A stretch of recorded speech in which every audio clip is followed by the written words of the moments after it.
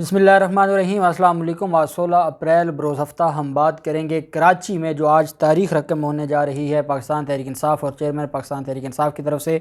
मामला इस वजह से भी ये अहम है कि पाकिस्तान तहरीक इंसाफ़ ने जो कहा था वो कर दिखाया। अब मैं आपको इस वक्त जब मैं आपसे बात कर रहा हूँ तो साबिक़ वज़ीर आज़म और चेयरमैन पाकिस्तान तहरीक इंसाफ़ इमरान ख़ान पहुँच चुके हैं कराची, और वो अभी जलसा गाह नहीं पहुँचे कि जलसा गाह और पिंडाल भर चुका है। इसके अलावा जो इस वक्त लिबर्टी चौक लाहौर में और जो सूरत हाल इस वक्त इस्लामाबाद में और बाकी शहरों में, क्योंकि आज इमरान ख़ान ने ना सिर्फ ये कहा था कि ये कराची में जलसा होगा बल्कि आज पूरे पाकिस्तान में जलसे का ऐलान किया गया था। उसकी तफसील आपके साथ शेयर करने जा रहा हूँ। जो कराची से दोस्तों ने हमें रिपोर्ट्स भेजी हैं और जो बाकी शहरों से वीडियोज़ आना शुरू हो गई हैं उसकी तफसील मैं आपके साथ शेयर करूँगा। और साथ हम बात करेंगे कि एक अनोखा काम हुआ है। अनोखा काम इस तरह से कि एक तो हुकूमत की तरफ से, मौजूदा हुकूमत की तरफ से अहद चीमा जो कि साबिक़ DG LDA हैं, जो तोशाखाना रेफरेंस में भी मुलज़म है और उनके ख़िलाफ़ आमदन से ज़ायद असासा जात का भी केस है।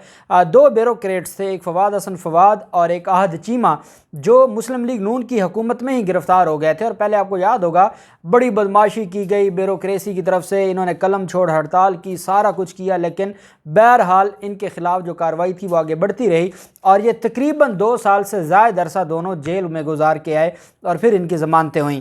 अब इनके ख़िलाफ़ 2 रेफरेंसेज हैं नैब के और उसमें फ़र्द जुर्म आयद हो चुका है। फ़र्द जुर्म आयद होने के बाद ट्रायल जारी है और आज क्योंकि 11 अप्रैल को शहबाज शरीफ ने हलफ उठाया और आज 16 अप्रैल है और उनके ख़िलाफ़ जो इंक्वायरी थी, हमेशा जब भी सरकारी मुलाजिम के ख़िलाफ़ कोई केस दर्ज होता है, रेफरेंस हो, FIR हो, तो 2 कार्रवाइयाँ होती हैं। एक तो वो क्रिमिनल कार्रवाई जो अलग से हो रही होती है, दूसरा इदारा करते हैं, एक डिपार्टमेंटल महकमाना कार्रवाई होती है।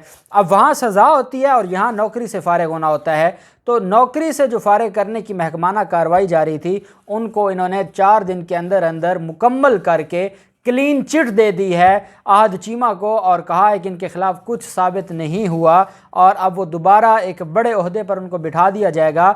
मैं आपको बताऊं कि यहाँ पर वो पुलिस मुलाजमीन, कांस्टेबल जिन पर छोटे छोटे जिनके ख़िलाफ़ इल्ज़ामात हैं, जिनके ख़िलाफ़ छोटे छोटे केसेस हैं और वो बेचारे 4-4 साल केसेस उन पर जारी रहते हैं और जो क्रिमिनल केसेस, और जब तक बरी नहीं होते तब तक वो सस्पेंड रहते हैं और उनको नौकरी नहीं दी जाती या उनको तनख्वाह नहीं दी जाती और उसके बाद टर्मिनेट कर दिए जाते हैं और बाद में वो सर्विस ट्राइब्यूनल में या अदालतों में धक्के खा के वो अपनी 5-6 साल के बाद अपने आप को बहाल करवाते हैं और जो पिछला 5-6 साल का अरसा है वो उसकी तनख्वाह भी नहीं दी जाती। लेकिन यहाँ जो क्योंकि इनकी हुकूमत है और ये अपनी मर्ज़ी करते हैं और ये इनका अपना एक निज़ाम है। दूसरी तरफ जो मामला है वो है पाकिस्तान तहरीक इंसाफ़ का, और पाकिस्तान तहरीक इंसाफ़ ने जो एक खौफ फैला दिया है, जो अपने आप को जमहूरी कहते थे और सियासी कहते थे, उनके अंदर एक खौफ में मुब्तला कर दिया है उन लोगों को।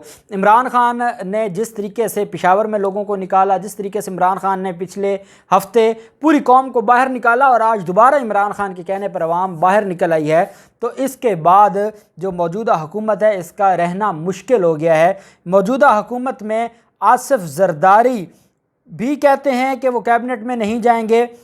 दूसरी तरफ जो MQM है वो भी कह रही है कि वो कैबिनेट में नहीं जाएंगे और कैबिनेट में वो नहीं बैठेंगे। इसका मतलब ये हुआ कि अगर तो कैबिनेट में नहीं बैठ रहे तो कहीं ना कहीं इनके मामलात ख़राब हैं।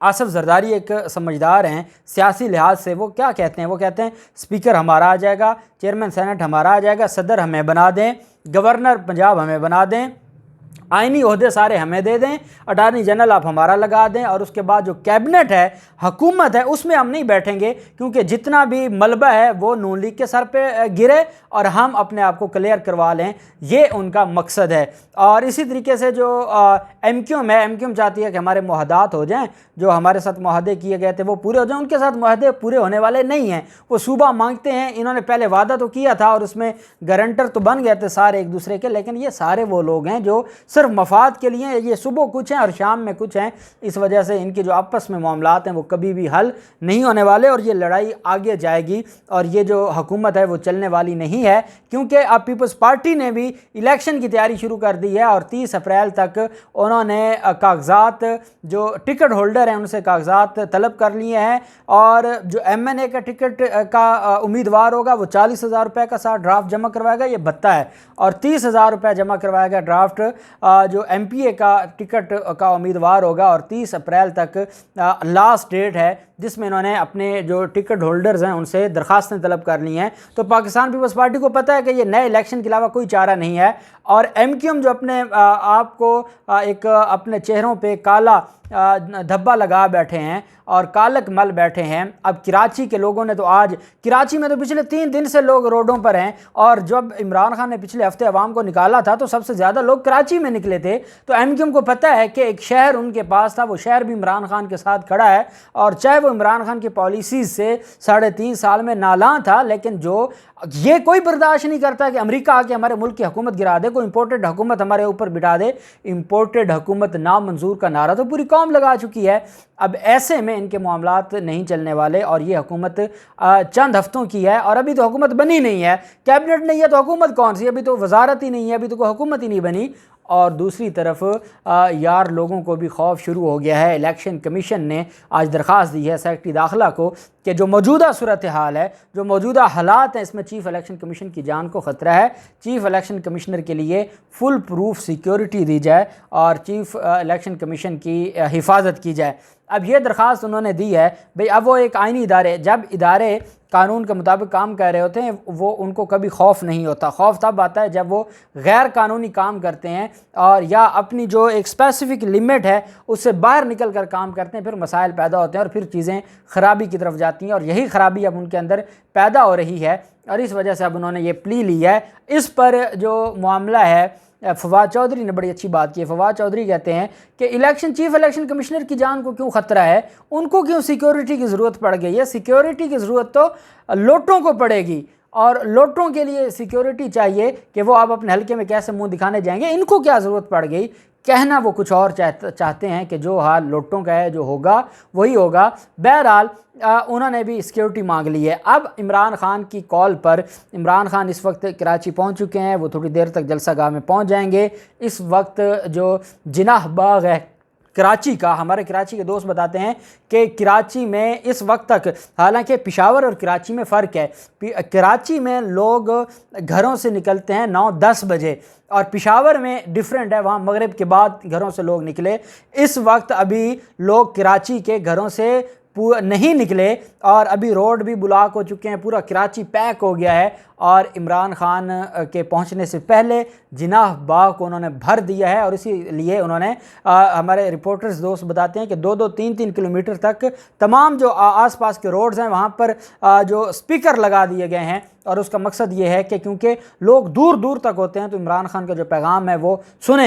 एक कंट्रोल रूम बनाया गया है और वो इसका मकसद ये है कि जो लिबर्टी चौक पर लाहौर में एक बहुत बड़ा, और लिबर्टी चौक में एक और चीज़ मैंने नोट की है कि आज वहाँ पर बड़ी तादाद में फैमिलीज़ पहुँच चुकी हैं, फैमिलीज़ बड़ी तादाद में आ रही हैं। इसी तरीके से जो F9 पार्क और इस्लामाबाद में जो होने जा रहा है वहाँ पर भी बड़ी LCDs लग गई हैं। इसी तरह से पाकिस्तान के हर छोटे बड़े शहर में ना सिर्फ आज आवाम रोडों पर होगी बल्कि LCDs लगा के डायरेक्ट वो इमरान खान का खिताब भी सुनेंगे। कहने वाले ये कहते हैं कि इमरान खान का जो प्रेशर है आवाम का, वो देख कर ना सिर्फ जमातें पीछे हटना शुरू हो गई हैं और वो इलेक्शन की तैयारी उन्होंने शुरू कर दी है, बल्कि जो बाकी लोग हैं उन्होंने भी राब्ते शुरू कर दिए हैं। लेकिन अभी इमरान खान इनको बहुत टफ टाइम देगा।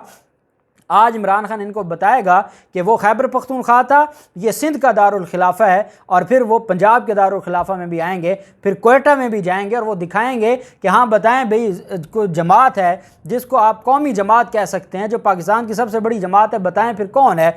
अकेला एक इमरान खान जिसको ख़त्म करने के लिए ये 16 का टोला मिक्स अचार इकट्ठा हुआ और उन्होंने ख़त्म किया। और ख़त्म उनसे नहीं होना था, मामलात फिर कुछ और आ गए, फिर आइन आ गया, आइन पाकिस्तान आ गया, हमारी ऑनरेबल अदालतें आ गई, हमारा पूरा का पूरा निज़ाम आ गया।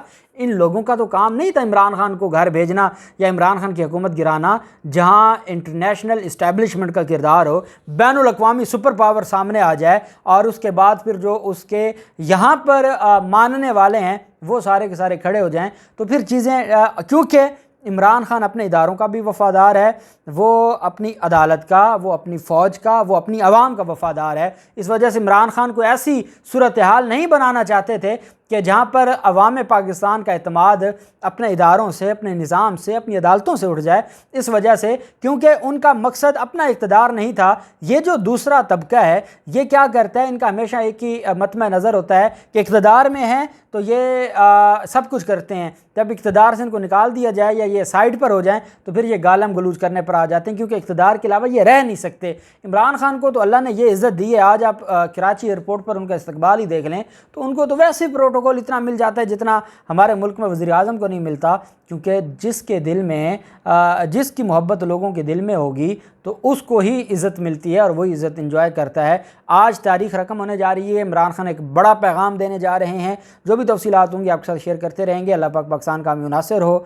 बहुत शुक्रिया। अल्लाह हाफ़िज़। पाकिस्तान ज़िंदाबाद।